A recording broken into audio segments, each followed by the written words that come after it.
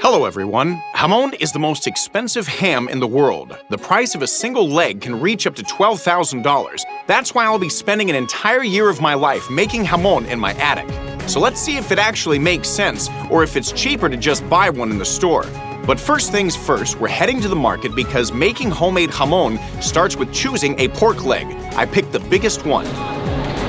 But that's not all. During the process, we're also going to need some pork fat. So we bought a piece of that. And here's the fun part, they also packed us a huge beef bone. So stick around until the end of the video to find out what it's for. We're gonna grab our bags and haul our heavy shopping back to the kitchen. This is our starter set of ingredients. Now to make it work, we're also going to need an entire sack of salt and a little bit of curing salt. So far, we've spent $150. The pork fat and that giant bone, we're not gonna need those until 3 months from now, so we're gonna put those right into the freezer. Now it's time to prep the pork leg for curing. This thick skin is going to get in the way of the salt penetrating, so we need to remove it from the main part of the leg. Now to do this, we're gonna make a few cuts, and then use our fingers to separate the skin. It's really easy.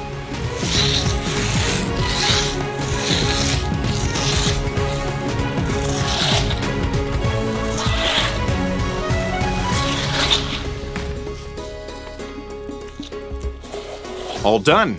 That side's finished, so now let's flip the leg over and do the other side. Now we're gonna take a knife and remove the unwanted bone.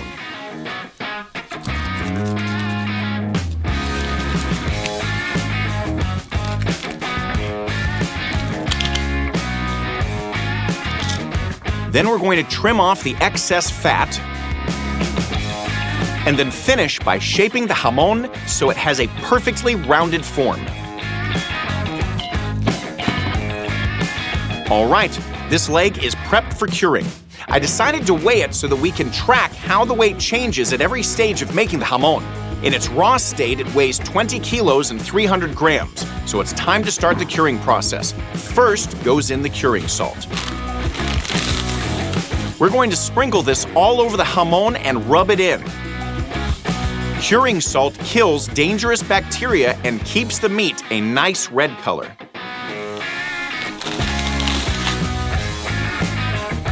Now we need a huge box, and we're going to open up the sack of salt. This is sea salt. It's very coarse, exactly what we need. First, we're going to pour a layer onto the bottom of the box.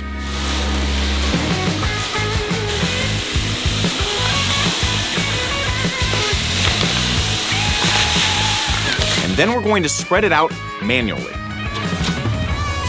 Then we're going to place the jamón on top of the salty cushion.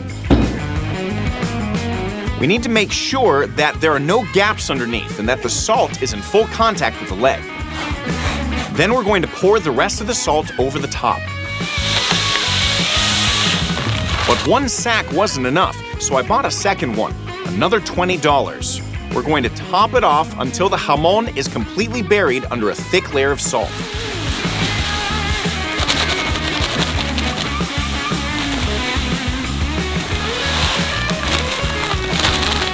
Then we're going to cover it with a lid.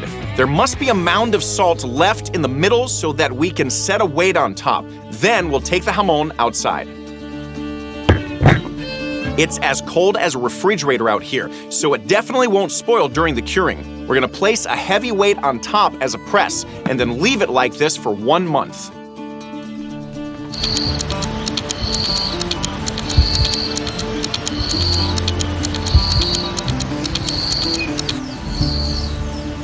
Exactly 30 days have passed, so now it's time to bring the jamón back inside.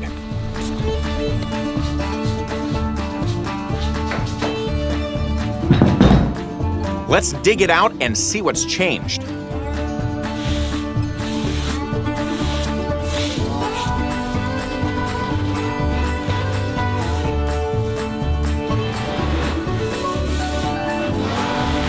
We're going to get rid of the excess salt. And right away, we can see that the meat has released extra moisture and has become much denser. Now we need to wash off all the salt, so we're going to move the leg to the sink.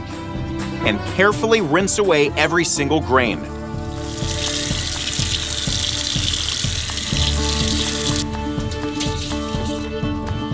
All done. Now it's time for a control weigh-in. Incredible! The salt has pulled out a whole liter of liquid from the leg. Now this is no longer just meat, but a properly salted base for future jamón. By the way, we didn't wipe off the remaining water with the towel on purpose because the natural drying forms a crust that protects the jamón. For the drying stage, we need a thick rope. We're going to tie it into a simple loop and then slip it over the leg and tighten it right behind the hoof. Now we need to move the jamón to the place where it will spend the next 11 months.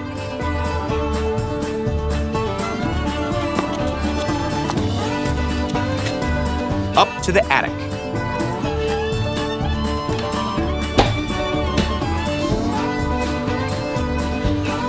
But this isn't just any attic. I specifically set it up for making jamón. First, we're going to run the rope through a special hook under the roof and hoist the jamón up.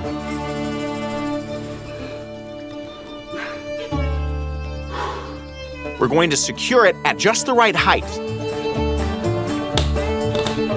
and cut off the extra rope. If you just leave it, the leg will spoil quickly. For jamón, you need to create very specific conditions, and the first thing is active ventilation, and we're going to switch that on. Next, I installed an air conditioner to maintain the right temperature. We set it to the coldest mode.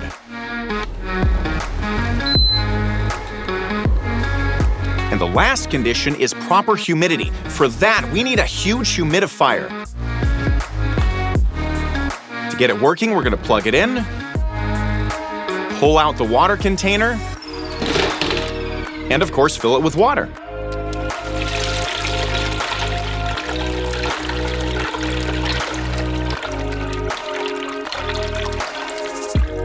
Then we're going to put the lid back on and slide the compartment back into the humidifier. And now I can turn it on. And set the exact humidity level that we need in the room. Perfect! The humidifier is running. Right now, we're in the drying stage, and what we need is 16 degrees Celsius and 50% humidity.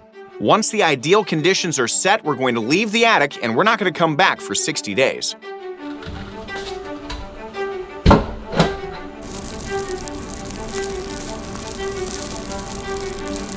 After 2 months in the attic, the exposed parts of the meat have dried out a lot and have become very hard.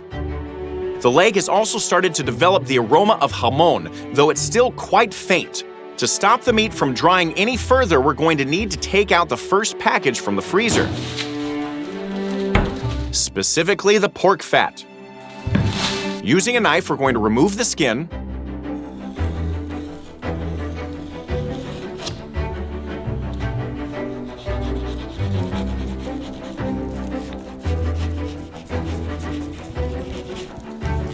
This pure fat is sliced into thin sheets.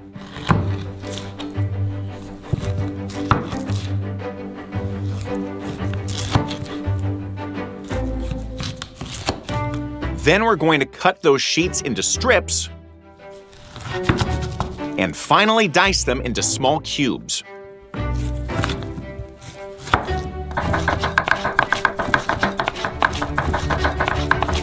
Now we need a pot. We're going to drop the cubes of fat inside and place it on the stove, setting the heat just below medium.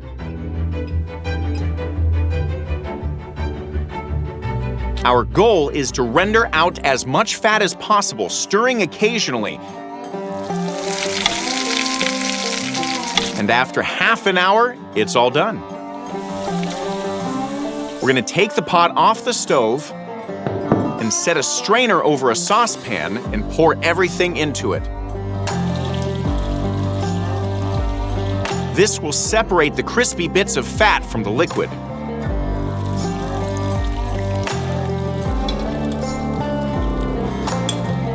All done. Now we're going to pour the melted fat into a jar,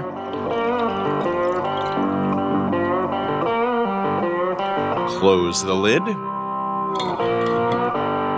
And put it into the fridge. What we end up with is lard. And with this, we're going to head back up to the attic.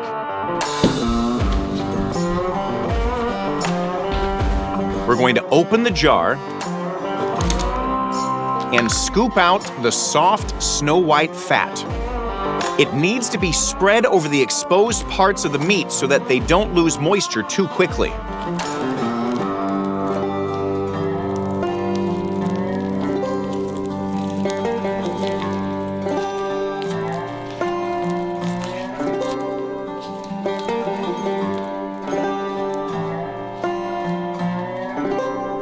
By the way, over this time, the fat itself has actually dried a little and become denser. Its color has also turned slightly yellowish. So before leaving, we're going to raise the temperature on the air conditioner and turn off the ventilation. There will still be some airflow, but it'll be much slower. We're also going to increase the room's humidity to 77% and set the temperature to 17 degrees Celsius. In these exact conditions, the jamón will mature for the next 7 months. During this maturation period, the right kind of mold appears on the jamón. This shows the fermentation inside has gone successfully. Also during this time, the fat is spread through the muscle fibers and should have formed that unforgettable flavor. So to make the jamón look more appealing, I'm going to take a paper towel and a little olive oil and wipe the mold off. It was only needed as an indicator. All done. Now the jamón looks clean. We're going to leave it to finish aging for the remaining 65 days. So let's take a look at the jamón after a whole year of preparation. The mix of olive oil and lard created an excellent protective crust for the meat. And finally, it's time for the ultimate readiness test. For this, we're going to need that last package from the market, the one with the huge beef bone. From that, we're going to make a special needle to test the aroma of the jamón. We're going to bring the bone into the workshop and secure it tightly in a vise. And then using a rotary tool, we're going to cut into the bone, shaping it into a needle. Then we're going to take out the piece that we need.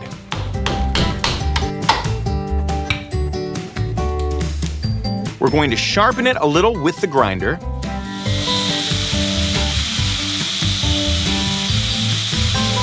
Now this is a caladera, a special needle used to check the aroma of the jamón. It's time to use it. We're going to stick it into the jamón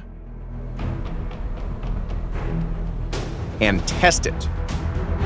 Oh yes, the aroma is very rich, just like the store-bought kind. I think it's ready. We're going to take it off the rope.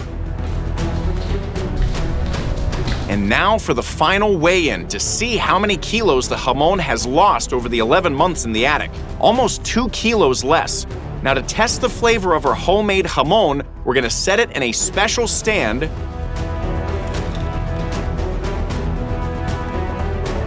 and tighten it with a screw.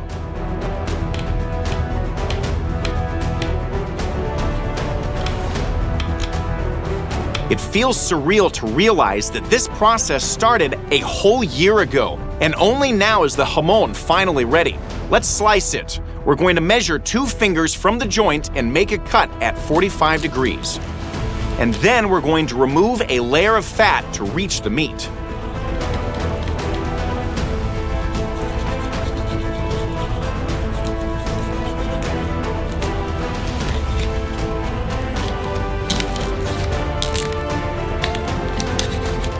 Our task now is to cut away the yellow fat from at least half the leg because it gives a bitter taste.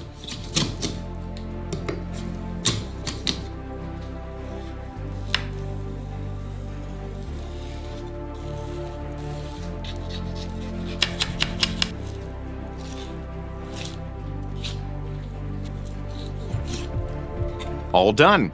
Now using a long knife, we're going to slice the jamón as thinly as possible and lay it on a plate. Our homemade jamón has meat of medium density, a beautiful pink color, and fine marbling of fat. Everything that you'd expect from real jamón. We're going to keep slicing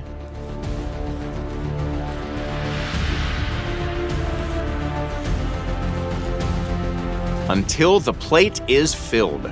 Now it's time to try it pure.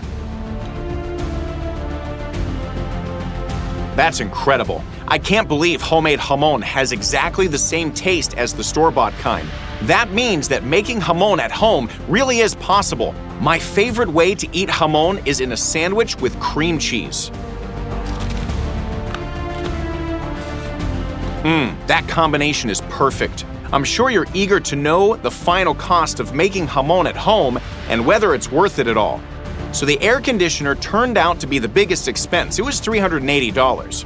During the same time, the humidifier only cost $20. Altogether, the final cost of our homemade jamón came to $560. For comparison, jamón of the same weight and aging time would have cost just $350 in a store. So making jamón at home isn't just unprofitable, it's a loss-making project. See you next time.